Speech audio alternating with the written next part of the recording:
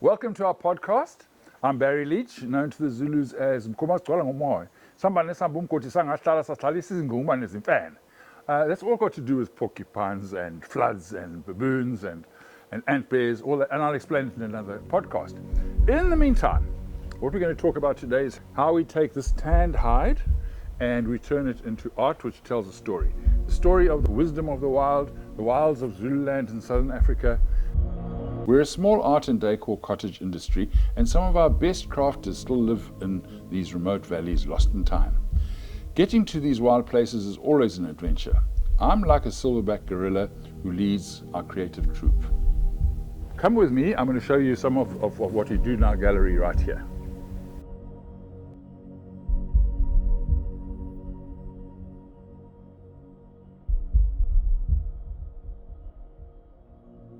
So this is where our stories start. We take a lot of pieces of hide and we turn them into something like this. We've named this mare Juliet, and her little foal here we've named Tinta, which in Zulu means to touch.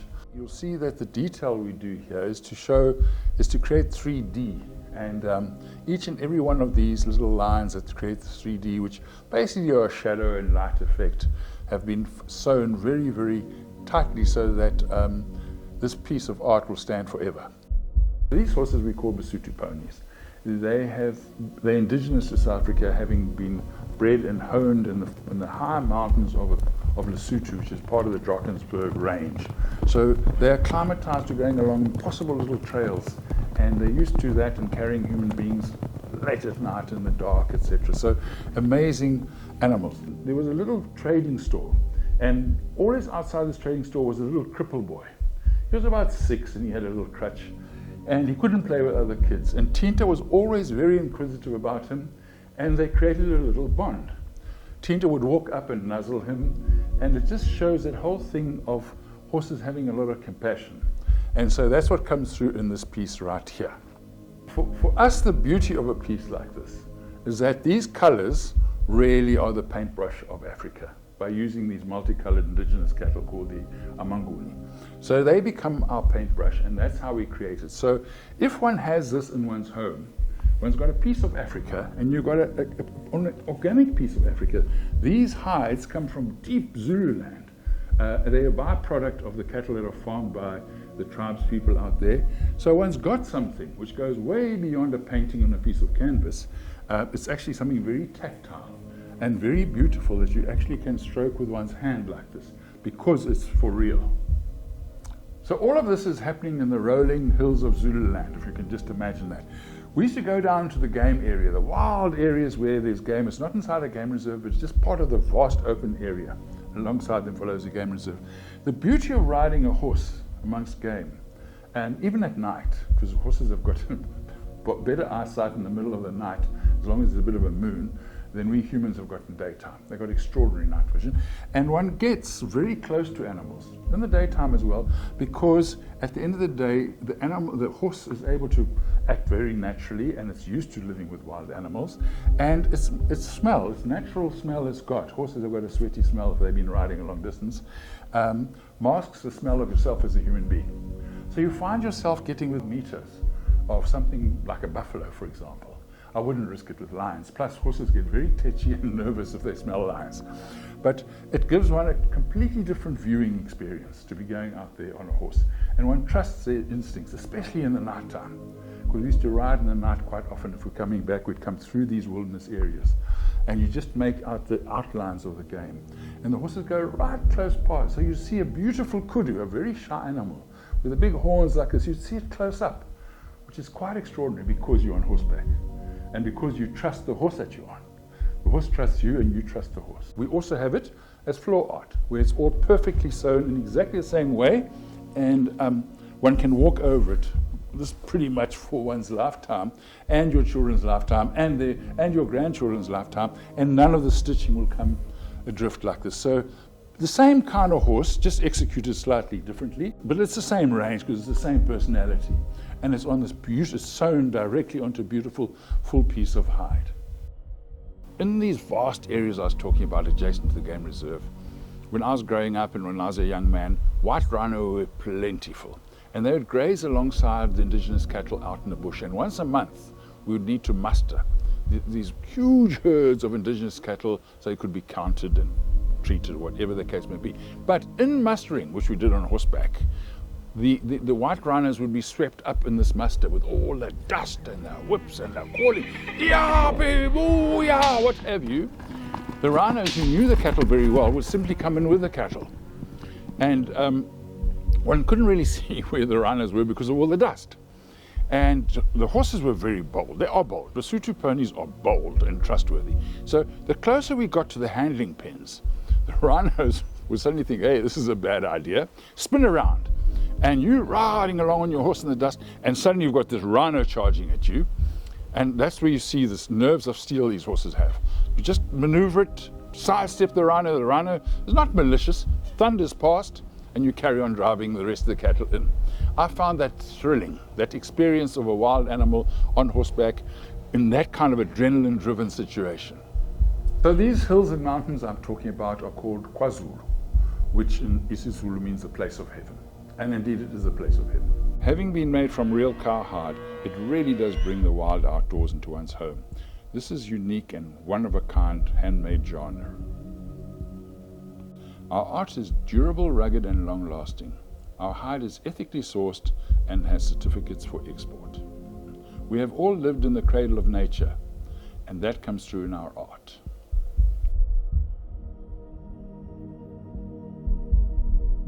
So imagine yourself here in Africa and listening to the sound. You'll hear the roar of the lion, you might hear some hyena, you might hear the jackal's call, and then you'll hear the African nightjar. It's just got that sound which tells you you really are in Africa, that you back to your roots, where you belong, because ultimately Africa is the cradle of mankind. So there's this primordial link between every human being and Africa. And by taking some of our artwork, which we've done with a great deal of love and care, and bringing it into your home, we like to feel that maybe this is bringing some of the magic of Africa home to you. African wild dogs, one of the iconic animals of the African savannah. As we see here, here's a male, the African wild dog male. This particular specimen has already been ordered by someone. It was customized because she wanted something very specific, and he's waiting to go to his new home. He's the alpha male of a group. There's always an alpha male and an alpha female, and they're the ones that breed. The rest of the pack, which will be anything between 6 and 20, depending, will help feed the pups. They won't breed themselves. So if you look at how he's been done, the eyes, these eyes really blow me away, because they've got that intensity of what everyone knows a dog's eyes to be, even though he's a wild dog. If you look at him there, he looks like a dog that you've known sometime in your life. Here is a very good example of, because we use hide as opposed to paint, we're able to use different texture hide. For example, this is long hide. It's a much furrier hide, if you like, compared to his muzzle here. And we're also able to then put in the shadow light. So that's him. He also comes in a cushion for those who just want a small accent. who just want a small accent in their home. So that's what we have, a cushion. Over here we have a female, and she's looking towards the male. She's the alpha female, so she would do the breeding, standing at a completely different angle. Beautiful eyes again. They're able to hunt in poor light sometimes. They typically hunt in very early morning and when before the sun's up, and in very late afternoon. That's their favorite time for hunting, and they hunt in the packs, very well coordinated packs. And so you see big ears, very big ears, large ears. So their sound detection is exceptionally good. African wild dogs, when they meet each other, they're very gregarious, and they make very affectionate little sounds, which are, I hesitate to say they're a whimper, but you'll hear them in a second, the kind of sounds that they do make, and it's beautiful. It's Africa. So at that time of day, as it's getting dark or whatever, you'll hear the lion kind of roaring, and you'll hear Africa, and you'll realize that you're home. So they'll kind of do this whimpering when they meet each other, and if one gets separated from the rest of the pack, it makes a sound to try and get them to know where it is and for them to answer so that it can rejoin the pack. It makes a sound which is not unlike an owl. It's like woo, woo, woo, like a call. And that's the way that they get back together again. They're extraordinarily caring for each other. So if one of them gets wounded, the others will bring food to it, for example, till it heals and gets better. So this art piece we call Friends, because effectively that's exactly what it is. There's a very special relationship in nature between the giraffe and the zebra. And this particular piece we're seeing at the last light of day, which is why we see the zebra is dark now. It doesn't have the typical white stripes. And even the giraffe here has got a last little bit of light we're seeing from the setting sun coming through on it, which is what we try and give everything a little bit of a mythic feel, really, because it's not the way you typically see a giraffe in the middle of the day if you're driving on a game viewing vehicle. So we try and bring that mood in. What's really beautiful, of course, is that they always tend to eat together because there's a symbiotic relationship. The giraffe is able to look over and see danger coming from a distance. It's like a big tower. And the zebra is able to look underneath the trees.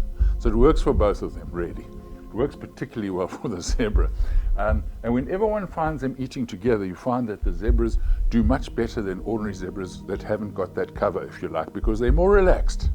They're relaxed about when they're drinking, where there could be predators, because they know they're going to get an early warning. The giraffe, of course, doesn't bark or anything. The giraffe they just move their ears like this, and they start to gently walk away. That's what they do. But these chaps are very good at eavesdropping and watching for those signals. And then they duck. This elephant's called Mountain of the Storm because of the gravitas. It's a bull elephant.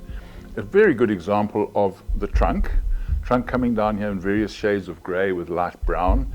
It's late afternoon when that warm glow starts coming in. We all the time we play with nature's moods because it makes the animals that much more interesting. And using hide is exactly what allows us to do that. We call these trophies because of the fact that they can stand on one's wall. We reinforce 3 different layers of hide to get that kind of effect. And then just using Velcro, goes bang on your wall, as simple as that. Our passion is to bring decor into people's homes so that they have something like this on a daily basis to show the magic of the wisdom of the wilds. So looking at this elephant cow and the 2 calves, what we're depicting here is that elephant cows do what's called all-mothering, which means that a single cow, or let's say a cow that's calved, one of her cousins or sisters or aunts or whatever will come along and look after several calves at the same time, like a nursery, while the others go out and forage for food. It's really beautiful. Once a cow becomes an adult, like a grandmother or whatever, she then becomes a matriarch and is honored by really all cultures as having a tremendous amount of empathy as well as wisdom. And she leads the herd. It's not the bull elephant that leads the herd, it's the matriarch.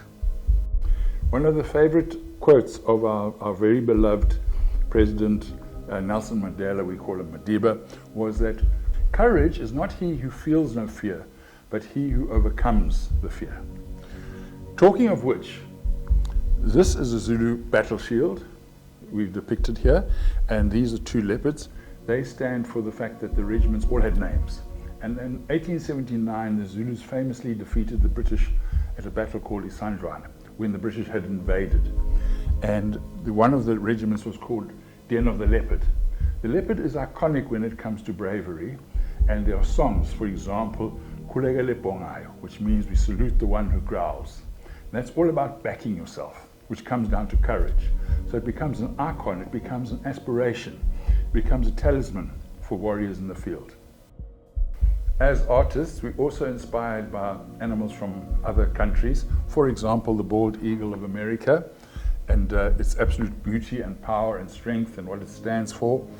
As you see it here, why we've chosen this background hide here is one can read it 2 ways. Either it can be flying above the clouds if one likes, otherwise it can be flying over bits of water, because the bald eagle is known to live over inland waterways, etc. It is a relative of our fish eagle, except that they are quite different here. Over here, the bald eagle only goes right to there, whereas our fish eagle goes that far and is called the voice of Africa. And if you've ever been on a safari, you'll hear that it's a beautiful melodic sound that it goes right and reaches very far. You'll always hear that from our fish eagle. Even the wings are very similar, and the tail itself. very defining. Now they are related, even though they're not exactly the same species. So far-flung as we are from America, nonetheless we were inspired by the whole Western ethic, the Western frontier. And this horse is based on a picture that we've seen of Trigger, Roy Rogers' Trigger. So this is put in for drama, this color, and he's a Palomino here, and this is basically to give us the light and shade. And we put this background, this black background, specifically to really show him off. And then this beadwork, top and bottom, is inspired by designs from, Native American designs. And we've translated that into Zulu designs made from glass beads. This background hide to a floor piece of Trigger again is chosen for its drama. It's a very dramatic piece because we see the West being very, very dramatic. And you see the animal's brand mark here, that's part of the uniqueness. And no two hides are the same. So every piece we make is different. This Texas Longhorn is called Babylon, and it's an entire range of different colors. As you can see, he's lying down and turning over his shoulder slightly. One has to make the backbone very carefully so the colors fall away. And these aren't just a piece of hide we've cut in there. Each and every one of these has actually been inserted. There's a bit of the natural hide, so as to create this effect, because Texas Longhorns are absolutely beautiful animals. You see the horns are actually, there they are, huge saber-like horns, which are used for defense, would have been used for defense when they lived out on the range against predators and what have you. So that's the defining point of a Texas Longhorn. We're very much attracted to them because our own indigenous Nguni cattle also have this kind of coloring. The reason we call them Babylon is that about 10,000 years ago, cattle were first domesticated in Babylon or Mesopotamia, and from the aurochs. The aurochs were the wild cattle. Some of those then went across to Spain, where they got mixed with some of the animals that had been domesticated in Europe, and that bloodline then with Christopher Columbus went across to America, and that's how the Longhorns got there. By the same token, our Nguni cattle have roots in the same area, and they came down with the migrating tribes all the way through Africa, through the Great Rift Valley, until they ended up in South Africa. So they are distant cousins. They've got a tenuous link going back in time. The fascinating part is that they've got similar colors to them. So here's a floor version of the Babylon range.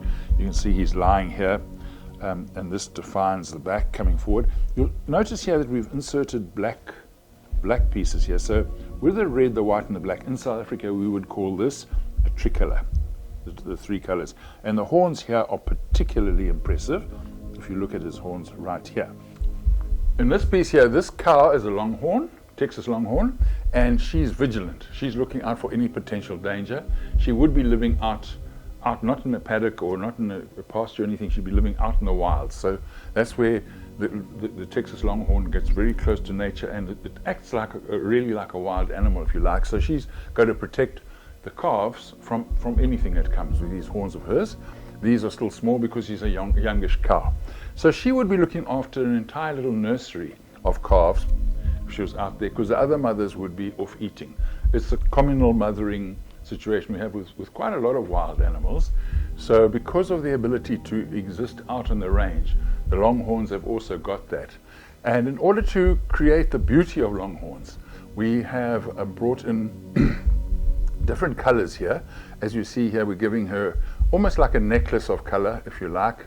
The black coming down the face, the little calf bringing its head up, as little calves often do. They just sniff their mother's face just for reassurance. Here's a calf that probably belongs to another mother. This horse here we've called Dancer, based on a horse that I had as a young man. You'll see that he's inspired by Appaloosa breed from America. And he's got all this beadwork, which really is about festivity. He would be leading the procession, for example, the wedding party. He'd be going up front because he's very showy and brings a lot of sense of occasion. It also shows how much the horses are incorporated into the family structure. The bead symbolism here is very interesting. You see the red, which is for passion. That always comes through in any wedding symbology. You've got the white stands for purity. The blue stands for optimism. It's all about, the blue obviously is the color of the sky. So it's brought down, and it's hope, and again it's a purity of intent, because that's everything to do with the blue sky. Part of our inspiration as artists is that we serve. So we would like to think that the people who buy our art are actually getting something which could be a gift to themselves or gift to someone else. It's because each and every piece has got its own symbology, and I'll go through that in a few moments. The elephant is a gift with meaning. The elephant has got multiple symbologies, but the one I like the most is Indlovu, which means the elephant is passing. Really what that means is focus on big opportunities. In other words, people might be looking at trivia like rabbits running around or something and get preoccupied with that. Meanwhile, then there's an elephant going past. So that gift would mean someone has seized the opportunity.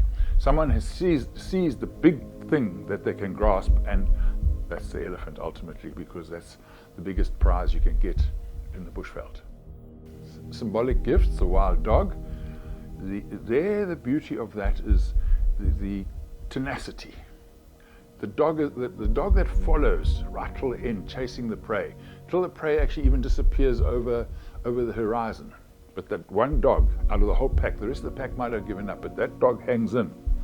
And that kind of gift is for tenacity, for the ability to hang in and just keep going determinedly. So you might not be the fastest, you might not be the strongest, but if you've got the most tenacity, you'll take the day, you'll win the day. Then we have twins, the giraffe and the zebra. One of my favorites, because that's really about people looking out for each other. So it would be the type of gift you'd give someone who's had your back, who's been good for you, and you've tried to reciprocate, and you're tight, you're close, and looked out for each other. That's a beautiful gift. The special relationship between the giraffe and friends always reminds me not only of one's friends, but also of that relationship between a husband and wife, where each looks out for the other. The cow, which is protecting the calves, you've got that cow with the beautiful horns that go up, the Longhorn cow, and she's protecting two calves. That would be a beautiful symbolic gift for a mother who extends her love and largesse beyond her own children, to children in the community. That would be a perfect thank you gift for her. The leopard has got this wonderful symbology about no discrimination, treating everyone equally. That's why the proverb goes, Ingwe keti mabada, which means the leopard licks itself equally over all the spots, because it's got dark spots, it's got lighter spots. It doesn't choose, and that talks for non-discrimination, which would obviously be a gift that one would be giving someone who's got those qualities. Another symbology of the leopard is about backing itself. As the saying goes, we salute the one who roars. If a leopard makes a stand and people come in, it makes a stand, it backs itself. So that's a lovely gift for someone who's done that. Against the odds, just backed themselves and achieved. We donate 1 in 10 of our elephant sales to an elephant orphanage. We see that as our tithe, as our give back for the privilege of living in this Eden of wild Africa. So we invite you to bring our artwork into your home, to bring that isithunzi, that aura, which will permeate, and on a daily basis, you'll be living with it. And on a daily basis, it will be reminding you of that wisdom of the wilds, which is imbued in that particular piece of art. If we get enough supporters, we will continue on a monthly basis to release a podcast, and each one will be different, each one will be exciting. And then we promise to put these out, these podcasts, as free to the world. And part of it will be that you will stay with us as we push the boundaries, as we explore new boundaries of life in the wilderness. So please share this podcast with friends and kindred spirits, and subscribe to become one of us.